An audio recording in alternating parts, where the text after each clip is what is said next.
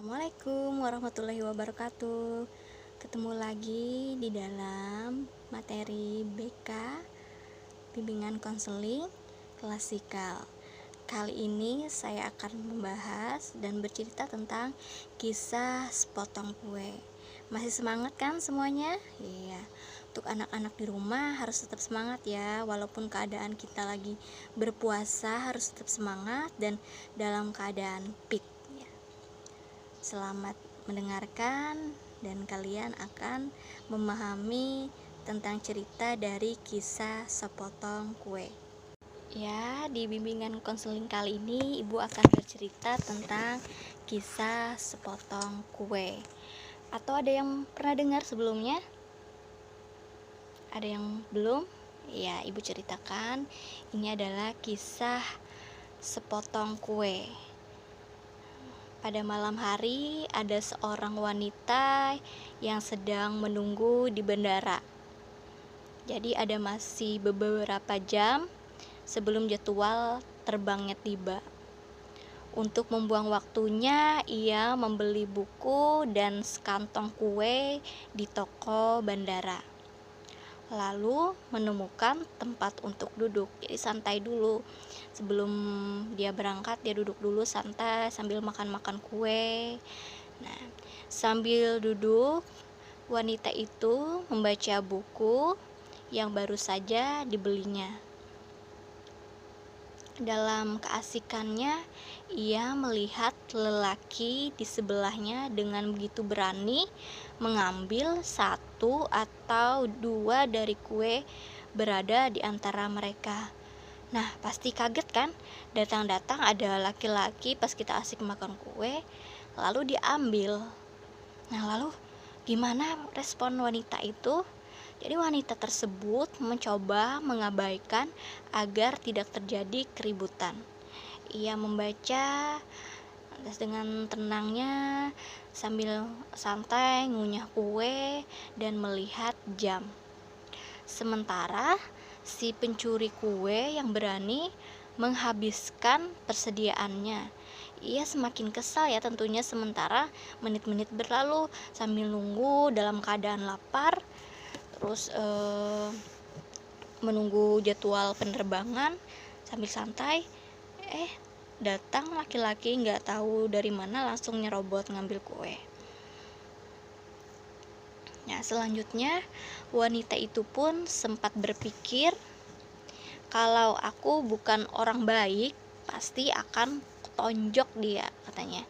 Nah, pasti dia kalau dia merasa kalau dia bukan orang baik, pasti dia akan menampar lelaki yang mencuri kuenya itu. Setiap ia mengambil satu kue, si lelaki juga mengambil satu. Nah, anggap saja ada orang di sebelah kita lagi asik makan, terus ada lelaki, ada cowok datang ngambil kue, kita makan, dia ikut makan juga tanpa harus bilang mau minta atau permisi, mau boleh nggak minta. Kan biasanya begitu, kalau orang yang punya sopan santun, punya etika, pasti minta dulu, bilang dulu kan sebelum pinjam atau mau minta sesuatu dari orang lain. Tapi ini bukan. Ketika hanya satu kue tersisa, ia bertanya-tanya apa yang akan dilakukan lelaki itu. Nah, ini kuenya sisa satu. Nah, terus gimana respon lelaki yang mencuri itu? Dengan senyum tawa di wajahnya dan tawa gugup, si lelaki mengambil kue terakhir dan membaginya dua. Nah, ternyata ada niat juga ya bagi dua sama si wanita itu, dia membaginya. Terus juga si lelaki menawarkan separuh miliknya, sementara ia makan separohnya lagi, jadi berbagi dua. Si wanita pun merebut kue itu dan berpikir, ampun, orang ini berani sekali, dan ia juga kasar, malah ia tidak kelihatan bilang terima kasih. Nah, seenaknya aja ngambil kue, pastinya kesal juga kan kalau kita diambil kue kita tanpa bilang minta tadi, langsung diserobot, terus dia lagi yang membagi kue tersebut. Nah, jadi belum pernah rasanya ia begitu sangat kesal. Ia menghela napas, lega. Akhirnya penerbangan pun diumumkan. Si wanita itu segera mengumpulkan barang-barang miliknya untuk segera menuju pintu gerbang keberangkatan. Menolak untuk menoleh pada si pencuri, tak tahu terima kasih, ia naik pesawat dan duduk di kursinya, lalu mencari bukunya yang hampir selesai dibacanya.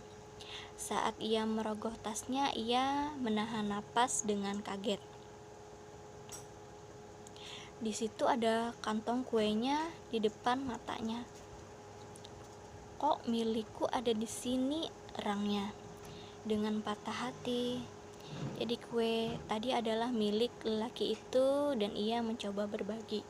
Nah, jadi wanita itu merasa bahwa kue yang dimakan lelaki itu adalah miliknya, padahal tidak.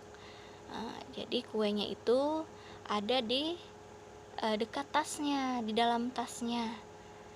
Nah, jadi dia ada kesalahpahaman kan sama lelaki itu. Jadi dia bingung kenapa kuenya ada di depan matanya, ada di dalam tasnya. Jadi kue tadi adalah milik lelaki itu dan ia mencoba membagikan kepada wanita itu. Akhirnya terlambat untuk meminta maaf.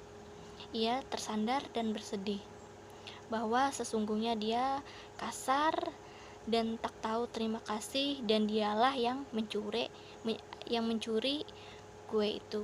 Nah, jadi kan ada kesalahpahaman. Jadi niat lelaki itu adalah baik, adalah kue miliknya sendiri yang untuk dibagi-bagi, bukan milik si wanita itu. Karena asik tadi ya, mungkin membaca buku nggak tahu kuenya itu yang dimakan punya siapa, ternyata punya lelaki itu. Nah, akhirnya terjadi salah paham dan dia menyesal sekali, sempat berkata kasar, sempat menyebut si lelaki itu si pencuri. Nah, dalam hidup ini, dalam kisah tadi, kisah sepotong kue, seperti yang tadi kita sering dengar atau mungkin kita pernah mengalaminya, kita sering sekali yang namanya berprasangka dan berpikiran buruk terhadap orang lain, atau dan melihat juga orang lain dengan kacamata kita sendiri, dengan pandangan kita sendiri.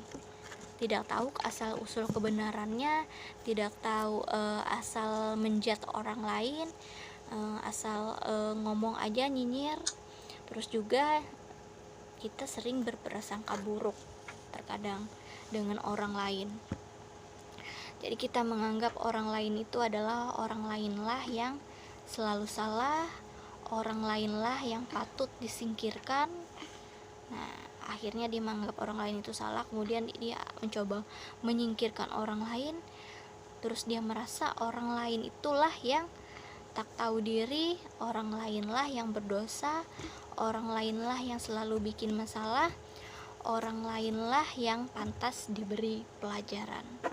Seperti kisah wanita itu tadi, tidak menyangka dia telah berbicara kasar, terus juga setelah mengejek pria itu dengan menuduh orang lain, menyebut pencuri, padahal dialah yang memakan atau meminta kue milik si lelaki itu. Nah, jadi dari kisah tentang sepotong kue itu kita bisa melihat kita sendiri yang mencuri kue tadi kan, kita sendiri yang tidak tahu terima kasih kepada orang lain. Nah, kita yang sering bilang berpikiran buruk pada orang lain, sering tidak tahu terima kasih, tidak pernah mengucapkan kata maaf. Orang lain sudah berbuat baik dengan kita, orang lain sudah menolong kita, memberikan kita, membantu kita dengan tulus, tapi kita malah berpikiran yang tidak baik, berpikiran buruk, malah ingin menyalahkan orang lain, malah ingin menjat orang lain. Nah, itu. Nah, jadi kita sering sekali yang namanya mempengaruhi sering mengomentari, sering menjudge orang lain, menghakimi orang lain tanpa kita tahu keadaan yang sebenarnya. Terus juga mencemooh orang lain. Nah, itu tidak menghargai pendapat orang lain. Nah, maksudnya mencemooh itu kan tidak mendengarkan pendapat orang lain. Jadi mendengarkan pendapat kita sendiri aja, ego kita, menurut ego kita diri sendiri, tidak mau mendengarkan pendapat orang lain. Nah, itu kan jadinya tidak bijak dalam memecahkan suatu masalah. Kalau kita ketemu masalah yang seperti ini dalam kisah sepotong kue. Nah, seringkali juga kita memberikan penilaian atau gagasan kepada orang lain, sementara kita tidak tahu sebenarnya masalah yang orang alami itu apa, masalah yang orang sedang hadapi itu yang apa, yang orang pikirkan itu apa. Jadi seringkali kita berpikir buruk, seringkali memberikan penilaian yang salah terhadap orang lain. Nah, jadi kan kita yang malah berdosa telah berpikiran buruk pada orang lain. Mudah-mudahan kita tidak membiasakan diri kita berpikiran seperti itu. Kita ketahui bahwa berpikir positif itu sangat penting untuk kita sehari-hari, untuk kita terapkan dalam kehidupan sehari-hari.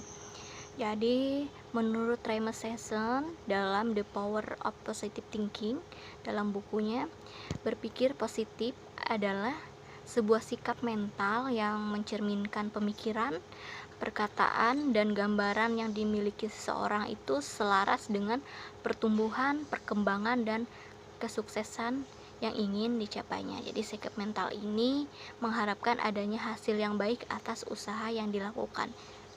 Dengan kata lain, pikiran positif mengharapkan adanya rasa gembira, rasa senang, kita sehat dan sukses dari setiap situasi maupun tindakan yang dilakukan.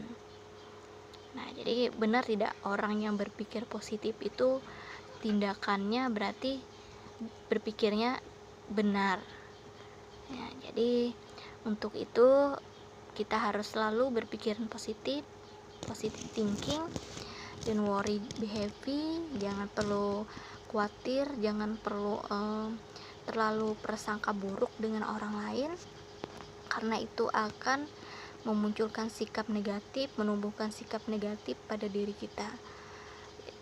Kita misalnya mendengar pembicaraan orang lain yang buruk mengenai kita, kita harus menyaringnya dulu, memfilternya dulu untuk diri kita. Kita koreksi diri kita dulu bahwa penilaian orang lain itu salah. Kita buktikan kepada orang lain bahwa penilaian yang diberikan orang lain, jatuh orang lain itu salah. Kita harus berbuat baik dan selalu berpikiran positif walaupun dia berpikiran negatif dengan kita.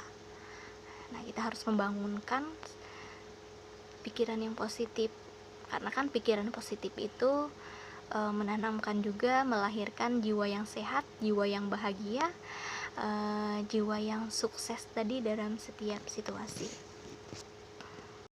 Cara melatih bersikap dan berpikir positif, yang pertama itu adalah kita harus memotivasi diri kita, mendorong diri kita untuk melihat seberapa jauh keinginan kita dengan menentukan impian dalam hidup kita.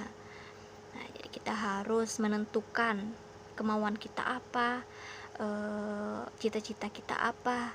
Jadi kita harus memotivasi diri kita seberapa jauh keinginan kita itu.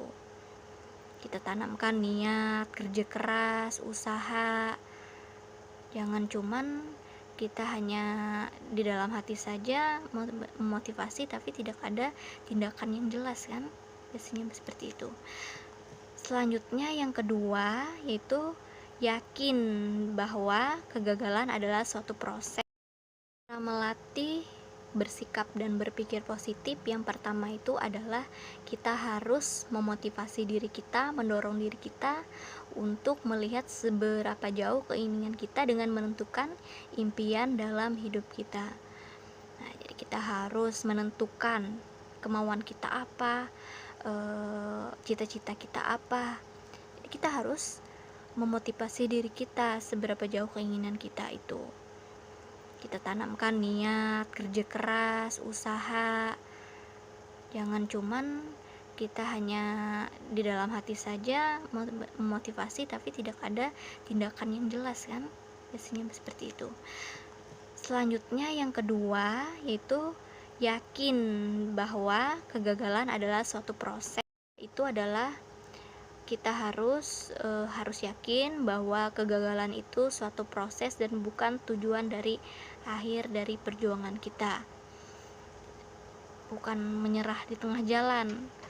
Walaupun ada rintangan yang menghalang, ada bebatuan, kita harus meloncatinya, kita harus menghadapinya rintangan itu, karena kalau kita hadapi, perlahan kita akan maju, perlahan kita akan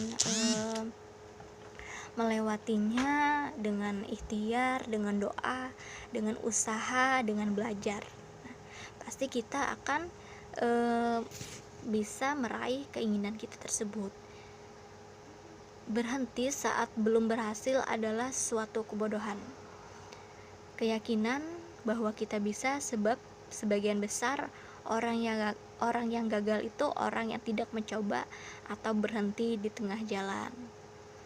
Jadi percaya bahwa kita bisa dan juga kita bertindak positif.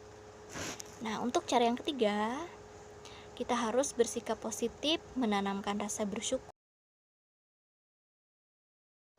Yang terakhir, kerjakan tugasnya tentang refleksi diri, tentang prasangka kepada diri sendiri dan juga prasangka terhadap orang lain. Nah, bisa dilihat di sebelah ini.